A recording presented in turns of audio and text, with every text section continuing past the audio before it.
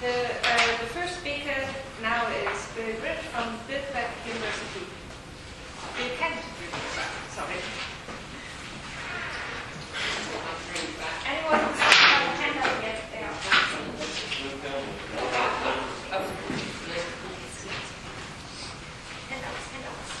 Okay, yeah. So do make sure you've got a handout because I'm a little bit old school, old-fashioned. Don't like slideshows. They always go wrong for me. So everything's kind of paper. Okay, so I guess by way of introduction, what I want to say is that I'm going to be two things by way of introduction. First, I'm going to end up saying very little, possibly nothing, directly about climate change, but I am going to talk about something that I think has arisen as sort of thought about how we might deal with forward-looking responsibilities to prevent climate change.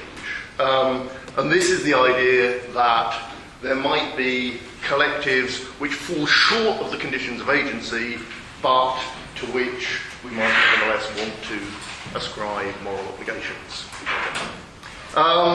And lots of people think that this is an incoherent view. Lots of objections to it. The reason I wrote this paper was because I wanted to deal with one main objection to it, namely that it's incompatible with the plausible view that ought implies can.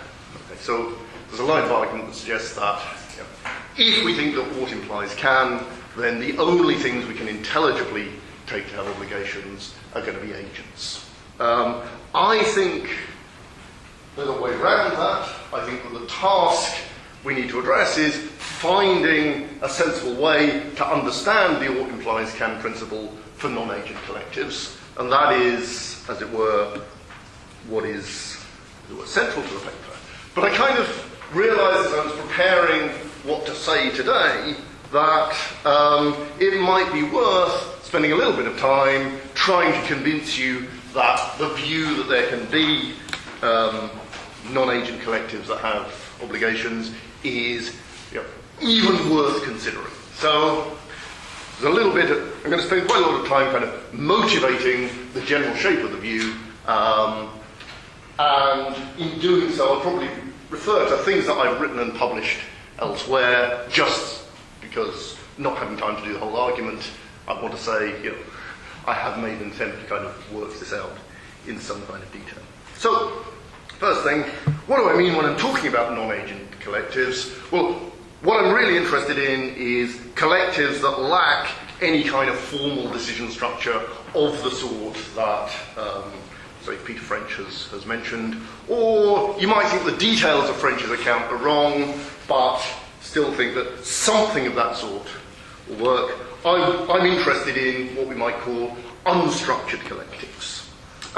Some people have thought that you can have a conception of collective agency on which you don't need some kind of formal decision structure. So, for example, Margaret Gilbert has sort of lots of discussions of sort of two people going for a walk together, and I think that on some level she sees those as being sort of potentially a collective and so on.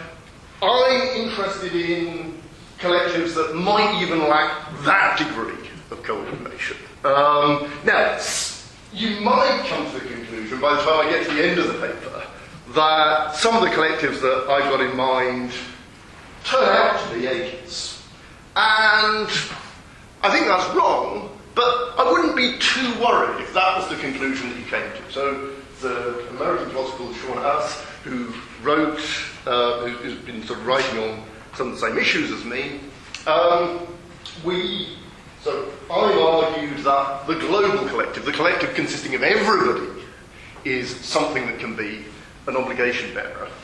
And he's argued that, on a certain conception of agency, that's fine, because it is, in fact, an agent. Okay? It seems to me that the differences between us there are, not the important ones. I think the interesting thing, the morally significant thing, is if we can expand the range of potential obligation bearers, and not the question of which exactly of them get to count as agents. Okay, so if you have a really, really loose account of agency, maybe you'll say, oh, these aren't non-agent collectives at all. Well, if that's what you do conclude, I'm not so bothered. Okay, we'll come to that at the end. Okay, so let's try and motivate the view a little bit. So, what kinds of reasons have led people to think that non-agent collectives might have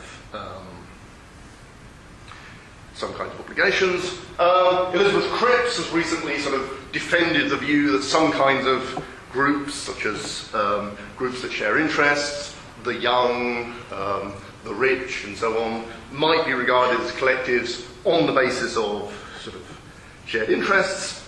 And it's elsewhere, and I'm not sure how closely connected these views are, she's also argued that, considerations about ways in which aggregates, groups acting unsystematically, can harm people might be, might give us a reason for imposing obligations on aggregates. A second kind of role, and this is something that I'm interested in, is the idea that, say, the global collective, the collective consisting of all of us, could count as an obligation bearer of last resort. What I've got in mind here is the thought that you get expressed by people like Honora O'Neill, that, that she thinks that if you think there was something like a right to have basic needs satisfied, this would be incoherent, and she thinks it would be incoherent because she says, if you've got a right, then there has to be somebody with a corresponding obligation, but we just can't find somebody who is the appropriate obligation bearer. Okay? So if Alexa has a right to have some of her basic needs satisfied, that seems to impose some kind of duties on somebody, but why should it be any particular individual or any particular state or any particular collective entity? And a response that I've defended is that maybe what we want to do is find, as the obligation bearer of last resort, the global collective. Okay, the collective consisting of everybody. Okay. A final reason, I think, is that you can think about the phenomenology of collective regret. Okay? So there are certain kinds of situations where a group of people might fail to do something. Okay? So, famous example, you've got a bunch of people on the beach and somebody drowning. People often use this as sort of an intuition pump for thinking about collective obligation. So imagine a situation where somehow they fail to organise themselves and the swimmer drowns. Okay? It seems to be one intelligible response that sort of individuals there might have is, we should have done something about this. Okay? And I'm arguing in a piece of work in progress that the best way of understanding this piece of this emotional response is to see it as the recognition of a collective responsibility, but it might well be that the people on the beach who who experience this kind of collective regret nevertheless fall short of the conditions for agency. Okay, so there are some thoughts. Okay, what kinds of things might we have in mind as non-agent collectives? Well, I've given the Elizabeth Cripps example. Tony Erskine has been talking about coalitions of the willing and arguing that they can't be obligation bearers. I think she thinks they can't be obligation bearers because she thinks that the only obligation bearers are agents and they lack the conditions for agency. And what I'm going to be arguing here is, well, if I'm right, she hasn't got that reason for thinking they can't be obligation bearers. So they're possible candidates. And as I say, the case that I'm interested in is the global collective, the collective that consists of everyone. And I thought that I was the only person that had ever really seriously advocated this in print until I was looking at some Martha Nussbaum. And there's sort of one remark somewhere in Spheres of Justice where she's talking about sort of responsibilities to give people capabilities, and she kind of says, well, who does this obligation fall on? And her answer is, it falls on all of us. And you might think, the claim is, it falls on all of us distributively. But I don't think, I think that turns out to be, not a very coherent view. I think a better reading of that, but one she doesn't spend any time defending, is that it falls on all of us collectively. So I think it's a view that can be motivated. But of course, there's a lot of resistance to this view. Lots of people will immediately say, this can't be right. Okay. And I want to very quickly deal with three initial things that people might say before I get on to what is the kind of main burden of the talk. Okay. So the first thing that people are going to say is, well, obligations on non-agent collectives are pointless, right? Okay? Because the point of ascribing an obligation to some kind of entity is to get it to do something, okay? But if it's not an agent, you can't get it to do something, because only agents can do things. And sometimes people say, this is a conceptual requirement on the notion of obligation. Sometimes people say, well, it's not a conceptual requirement, but, it's sort of a plausible moral truth. All right. I've written about this elsewhere. I just want to say, here's how I deal with this problem. What I want to say is, I think that in many cases you might want to distinguish between the entity that is the obligation bearer and the addressee of the obligation, the entity or entities that are supposed to do something about the obligation. Okay? And it seems to me that in the case of non-agent collectives, you might want to say the obligation falls on the group, but the addressees are the individual members of the group. Okay.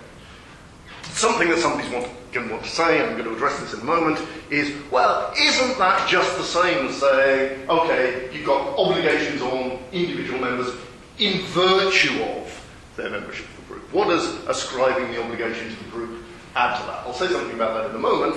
But for the time being, what I want to say is, if your worry is about action guiding this, what I think I want to say is, well, in the case of agent obligations, the addressee and the obligation bearer coincide, but that isn't always the case. Okay, so one case I considered is, the case of, say, a child with their parent, right?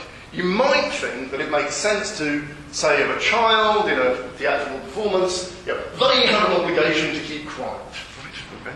Something they can understand, it's something they have the capacity to act on. But in some sense, if they fail to do it, okay, the addressee might be not the child, but the parent, right? It's the parent that has got to engage in some kind of action because the child lacks some of the conditions for agents. Okay. I think you can think similarly about non-agent collectives and the agents that make them up. Okay, I've written more about that elsewhere. Second thing then that people might say is, well, okay, if you take that line, then obligations on non-agent collectives are superfluous, right? We can just make do with the obligations on the individual members. Okay. Well, again, I don't think that's right, because I think that sometimes when we want to explain why individuals have the obligations they do, we might want to do so in terms of the obligations that a collective has. Okay? So if you think that there's some kind of obligation on a global collective, you might say that explains why individuals have the obligation to try and organise, to create political institutions that enable us to address some of our obligations. Okay? Well, if it's got some kind of explanatory role, it's not theoretically superfluous. Okay? And it's also action guiding, if we distinguish between addressees and parents. Okay. Last thing that people sometimes say is that obligations on non-agent collectives are pernicious, okay? Because they make individuals, I suppose, feel guilty for things they shouldn't feel guilty about. Okay. So I don't think that's right, because it doesn't seem to be obvious that the account that I'm putting forward is actually going to be more demanding on individuals than other kinds of attempts to address the same sort of problem. Okay? It's not obvious that the account that I'm going to give is one that ends up with individuals having more obligations than they would otherwise have. But of course, you might say, yeah, but look, what about all this kind of guilt that you're putting on the non-agent collective? Okay? Shouldn't we feel sorry? Isn't the non-agent collective, even if none of the individuals are being treated unfairly, isn't the non-agent being treated unfairly? And I think, well, I care about the feelings of agents. I don't really feel that sorry about the feelings of non-agent collectives. Okay, I'm going to need to move faster because what I really want to do is get to the core, the objection that people, in particular Holly Lawford Smith, has raised, that obligations can only fall on agents because intelligible ascriptions of obligation are constrained by the ought implies can principle. Okay? And you might think, well, look, suppose I think that the global collective has an obligation to address world hunger. That's compatible with ought implies can because it's at least possible that the collective could organise itself in the right kind of way to address things, right? That's something that could happen. Okay. But Lawford Smith argues, and I think she's right about that, that's not enough. Okay? The relevant sense of can here isn't satisfied either by logical possibility or by nomological possibility. She thinks that the relevant sense of can is one that only agents can satisfy. Because she thinks that what it's got to be is something like reliable production. That if you set yourself to do it, you will in fact succeed in doing it. Okay. So here's what I think. I think we need the ought implies can principle. I've committed myself to it elsewhere. I also agree that the relevant sense can't be either logical or non-logical possibilities. So Lawford Smith has some nice examples. She says, imagine that the demonstrator who their friend texts them to say, you ought to be at the demo. And she says, well, I can't. You've locked me in the bathroom. Okay? Okay. It's no response on the part of the demonstrator saying, nevertheless, it's logically possible for you to be here at this. It's also no good for them to say, it's not logically possible, right? You could have been sufficiently strong to break the door down. No. What we need is, if you made an attempt, you could get there. All right. So it seems to me that reliable production isn't the only way of understanding capacity. You might think, for example, that producibility under ideal circumstances. Okay. So you might think Philip Pettit's horse that has the capacity to run a mile in however quickly it is. It doesn't have to be the case that reliably they do so. It has to be the case that if everything goes right, they run it in the respective time. And it might be that circumstances are such that it's very unusual for everything to go right. But nevertheless, it seems to me, if it succeeds in doing it because everything has gone right, we can normally say, well, it had the capacity. So, we can't always say from it did run the thing in this time, it could, but we can in many circumstances infer from it did to it could. Okay. You might also think that by focusing, as Lawford Smith did, in cases where ought implies can functions as an excuse, right? Why aren't you at the demo? Well, because I can't be. We've begged the question against non-agent collectives. Because, the sorts of things that offer excuses are going to be agents. So what I think we require is an understanding of collective capacities that doesn't entail agency. And there is one in the literature, and it's on the second page of the sheet, and it's very complicated, and I'm not going to try and go through it in detail, partly because I think it's wrong. Okay. Or rather, I think it correctly gives sufficient conditions for collective capacity, but I don't think it gives necessary conditions for collective capacity. Okay, so the thing to think of is, say, Virginia Held's collection of random individuals who, there's somebody bleeding out and they could all together lift the pylon and stop them bleeding. Okay. And it seems plausible to say that this is something that they collectively can do. And part of the reason why it seems as though they collectively can do it is there's one very salient way that they can address this problem. Okay. All right. Now you might think, okay, look, that's not the only kind of situation where we have collective capacity. We can have people having collective capacities where there are several steps that they need to carry out. Okay. So what we've got, and I think this is a case of philosophers trying to get formal and getting the details wrong. Okay? But the idea would be, well, if you can see, if all the agents can see a several-step procedure whereby they can get to some kind of end goal, then they have the capacity. Okay? So you could have a situation where it's clear that, first of all, you need to call for aid, and then you need to build a stretcher to stretcher away the... And we could still say, okay, in this case we've got collective capacity to save the individual. Okay, well, what's interesting is, collective capacity is independent of individual motivations on this account. All right, but I think the condition is too strong.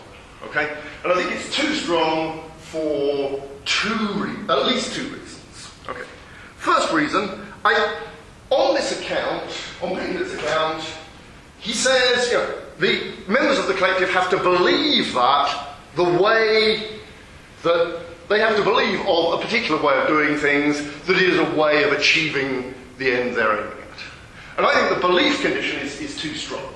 So imagine a bunch of rescuers on a beach, they see somebody drowning.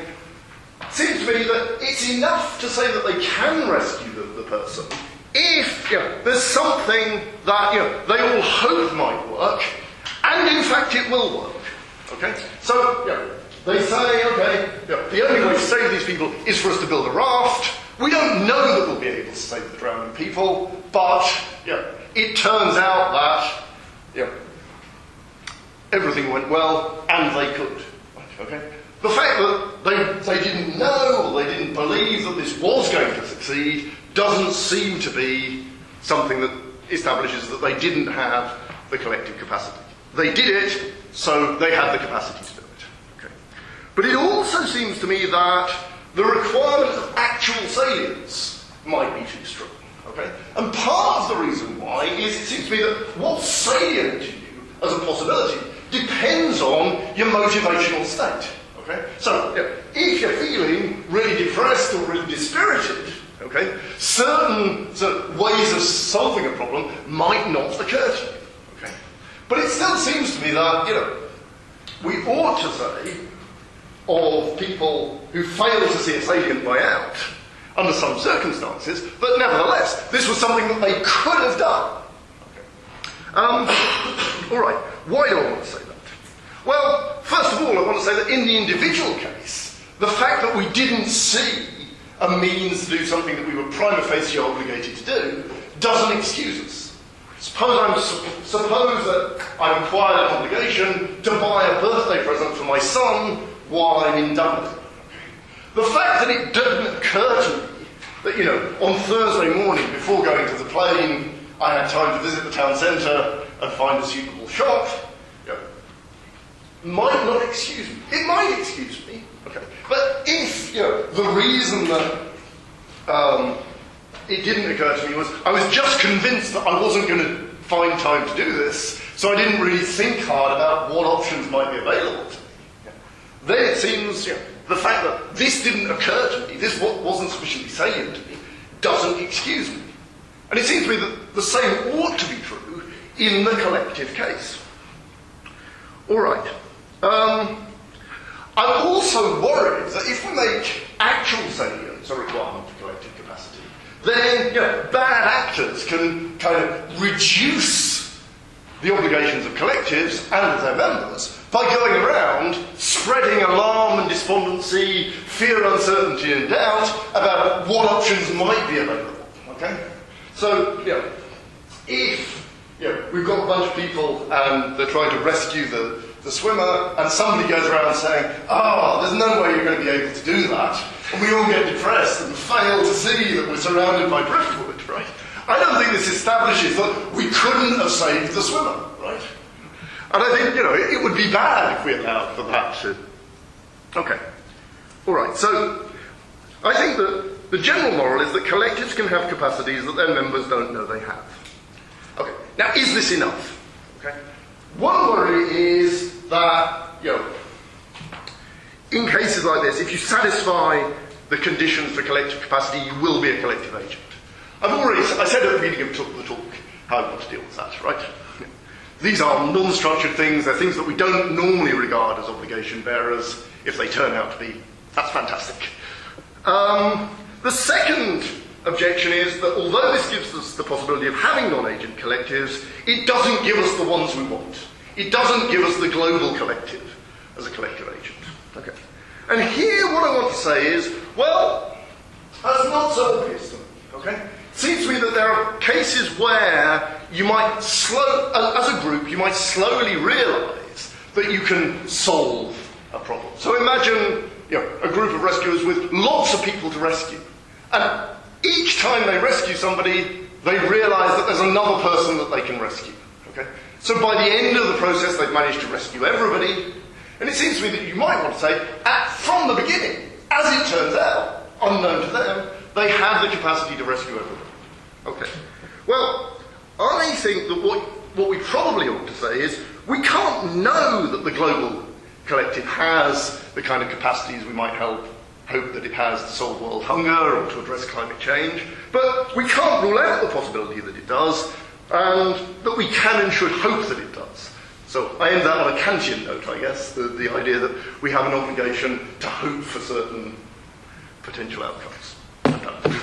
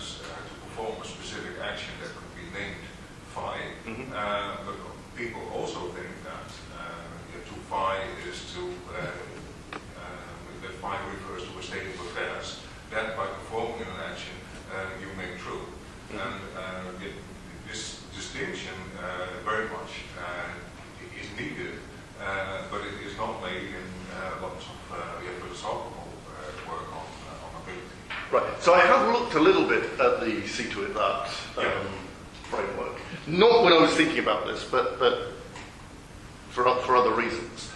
What struck me about it when I was thinking about it was that if I go that way, I'm going to be in a lot of trouble because it looks as though there has to be some overall agent in charge. So my worry would be that within that framework, there really isn't the possibility for non-agents to be described as having capacities. Now, I might be wrong about that because I haven't looked at it in detail, but if you can give me some pointers... Yeah, I think I would disagree, but So it struck me as a really unfruitful framework for thinking about the kinds of things that I wanted to think about. Okay, so yeah, still, I disagree, but yeah, we'll see. Okay. Thanks for your paper, Bill. I have two related queries. Okay. The first is going back to your reference to your 2010 piece where you distinguish between bearers and addressees of obligations and how that's figuring into your presentation here. And I'm wondering how that distinction gets unpacked in case there is a rule that says in front of the park, no dogs allowed. Okay. And who is the bearer and who is the addressee? And part of why I'm sort of... You're worried about whether the dog ends up being the obligation bearer. Right, because in the case of that article, you're talking about the kids who need to be quiet. And somebody could say, well, since they're not agents, they're not the ones who are bearing the obligations. It applies to the parents with respect to the children. And insofar as the children are agents, they're the ones that need to be quiet. But then parents are no longer the ones who are bearing the obligation. So part of my worry is a concern about how the obligations that this is setting up a framework for could become indeterminate in a worrisome way. Right. Okay. Okay. So I suppose if you want me to restrict the class of eligible obligation bearers, I think I'm going to restrict it to potential agents. Okay. Now you might have a worry that that's unmotivated, but I think it at least enables me to have the global collective in and to have the dog out. And the reason I think it enables me to have the global collective in is because although I'm really interested in unstructured collectives, I do think that if you have a French type situation, you've certainly satisfied sufficient conditions for collective agency. And since I think a world state is a nomological possibility, I think that the global collective is at least a potential agent in a way that I think the dog is not a potential agent. Good. So then when you get rid of the salience condition, it's potential. It seems like you're opening yourself up to possibility that the obligations become very demanding, since we no longer just have to be right in front of us. We could say, you people, gesture to humanity, you need to cure AIDS and satisfy demands for basic rights and cure, insert whatever it might be. Then we could say, well, we don't really know about that. It's not in front of us. And we're like, well, that's not. Well. So look. I mean, I think there are two things, right? Okay. I think that So you get people like Honora O'Neill who are really worried about the idea of kind of what she calls aspirational rights. And part of the reason why is where you get aspirational rights, you get aspirational obligations. See, I think that aspirational obligations might not be such a bad thing. That it might be that we don't know whether we have an obligation to do something like deal with AIDS, but it's certainly an open possibility. And maybe we won't find out whether we have this obligation until we try and satisfy it. And, if it really does turn out to be impossible, Autumn Flies is going to say, okay, we weren't obliged to do that. We don't need to feel guilty about it. Okay, but I think there's something right about this. That if you think that the only obligations that you have are the ones that you can now seek out to satisfy, you might be unduly restricting what you end up doing that you should do. Yeah, thanks for that, Bill. My question, why not talk about the individuals in the non-agent collectives having moral obligations that are somehow different, magnified, whatever, because they're part of the non-agent collective.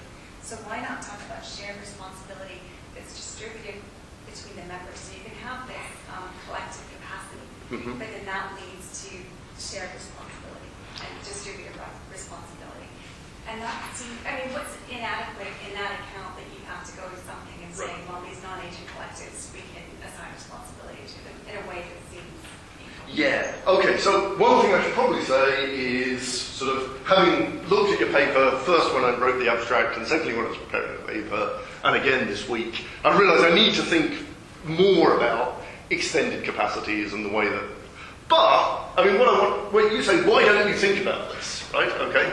But I think that I do think about this, right? I think what you're really saying is, why don't you think only about this? Because I'm certainly prepared to say that individuals might end up having obligations in virtue of their extended capacities.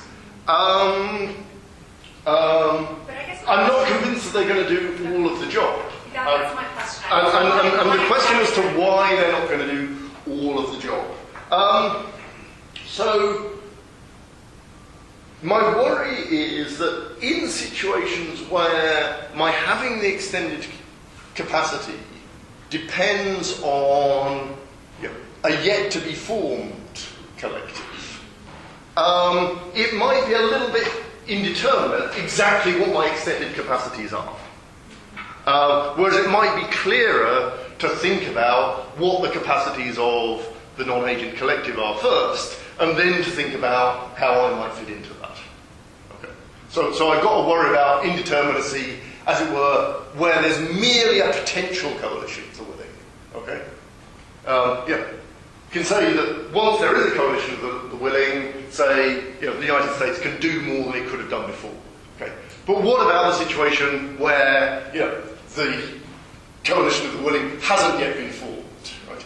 Can we at that point say the United States has the capacity to act in X ways? Which ways does it have the capacity to act in? That seems to be much less determinate. And I think you'd need to put obligations on the potential members at that earlier stage in order to do what you want to do. Last quick question, I think.